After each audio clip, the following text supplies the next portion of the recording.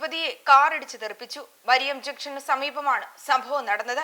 അപകടത്തിൽ കടുതുരുത്തി സ്വദേശിനി സ്നേഹ ഓമനക്കുട്ടന്റെ കൈക്ക് പരിക്കേറ്റു. സ്നേഹയെ ഇടിച്ചു തെറിപ്പിച്ച ശേഷം കാർ നിർത്താതെ പോവുകയായിരുന്നു. പാല ബൈപ്പാസിനോട് ചേർന്നുള്ള മരിയം ജംഗ്ഷനിലാണ് സംഭവമുണ്ടായത്. അപകടത്തിന്റെ CCTV ദൃശ്യങ്ങളും പുറത്തുവന്നു. റോഡ് മുറിച്ചു കടക്കുന്നതിനിടെ എതിർഭാഗത്തു നിന്ന് വന്ന കാർ യുവതിയെ ഇടിച്ചു തെറിപ്പിക്കുകയായിരുന്നു. ഇടിയുടെ ആഘാതത്തിൽ യുവതി നിലത്ത് വീണെങ്കിലും വാഹനം നിർത്താതെ പോയി. ഇവരെ ആദ്യം പാലയിലെ ജനറൽ ആശുപത്രിയിൽ എത്തിച്ചു.